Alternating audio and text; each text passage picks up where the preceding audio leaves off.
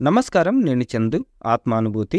మనిషి కోరికలు 2 శక్తివంతమైన ప్రేరణల ద్వారా వ్యక్తమవుతుంటాయి.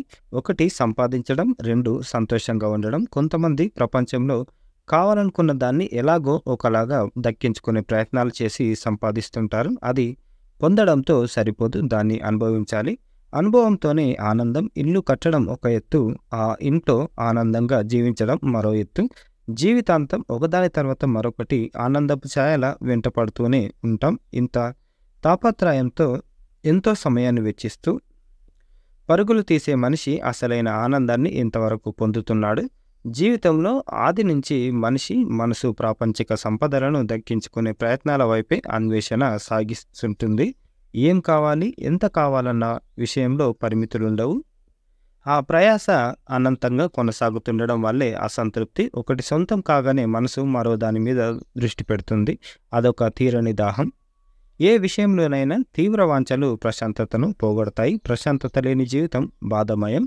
లక్ష్య సాధన ద్వారా ఆనందాన్ని పొందడంలో తప్పులేదు. ఆ సాధనలో కోల్పోకూడని విషయాలు కూడా ఉంటాయి. ఎవరికి వారు ఆ నియంత్రణ శక్తిని కలిగి ఉండాలి. ఇంద్రియాల ద్వారా పొందే సుఖానికి కళ్ళెం వేయకపోతే కష్టాలు ఎదురవుతుంటాయి. ఈ ప్రపంచంలో ఆనందం అనేది వస్తువుల్లోనూ వ్యక్తుల్లోనూ ఉండదు. ప్రతి విషయం లౌకికంగానే ఆలోచించే వారికి ఈ యథార్థం అంత తేలిగ్గా బోధపడదు. వెన్నెల రాత్రి ఇంటి డాబా మీదో పొగటిపూట ఒక తోటలోనో కూర్చొని ఆ అందాల్ని ఆస్వాదించగలగడం మనసు ప్రశాంతంగా లేకపోతే సాధ్యమవుతుందా? ఆనందించడానికి మార్గం మాత్రమే ప్రకృతి ఏర్పరుస్తుంది. అనుభూతి చెందకపోవడం మనిషి మీదే ఆధారపడి ఉంటాయి. ఈ యథార్థాన్ని అంగీకరించే వివేకం చాలా మందిలో ఉండదు. వస్తువుల్లోనూ వ్యక్తుల్లోనూ ఆనందం వెతుక్కునేవారే ఎక్కువ. అంతేకాదు, వాటి నుంచే అవి లభిస్తాయని వాదిస్తారు. ఆ తాపత్రయంలోనే విలువైన కాలాన్ని పోగొట్టుకుంటారు. భౌతిక జగత్తులో ఆనందం లేదనే సత్యాన్ని ఎంత త్వరగా గుర్తించగలిగితే అంత మంచిది. మనిషి శక్తికి దైవశక్తి తోడైనప్పుడు స్వర్గంలో విహరించవచ్చు. ఆయన సర్వంతర్యామి. ఆదుకోవడానికి ఆ చేతులు ఎప్పుడు చాచే ఉంటాయి. దైవానుగ్రహం సూర్యరశ్మిలా ప్రకాశిస్తూనే ఉంటుంది.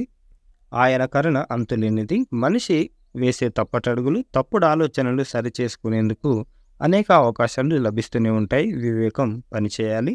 దైవం నాతో పాటే ఉన్నాడు, నాకు వ్యతిరేకమేమి కాదు అన్న అవగాహన మనిషికి ఉండాలి. జీవితం అంటే నేను, నాతో పాటు నన్ను నడిపించే దైవం అన్న విశ్వాసం అవసరం. శక్తి వంచన లేకుండా మనిషి తన కృషి తాను చేసుకుంటూ పోతే దైవం మిగిలిన జాగ్రత్తలు తీసుకుంటాడు. ఆయన చేయాల్సిన దాని గురించి కాకుండా మనిషి తన కర్తవ్యం పట్ల శ్రద్ధ వహిస్తే, విచక్షణతో మెలిగితే మేలు జరుగుతుంది తనకు తాను ఉన్న సమాజానికి అని మంత్రవాది మహేశ్వర్ గారు రాసిన అంతర్యామి ఇది.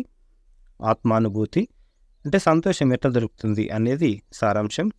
ఇది ఈ రోజుకు సంబంధించిన ఆర్టికల్. లైక్ చేయండి, షేర్ చేయండి, సబ్స్క్రైబ్ చేయండి. Thank you. ధన్యవాదాలు.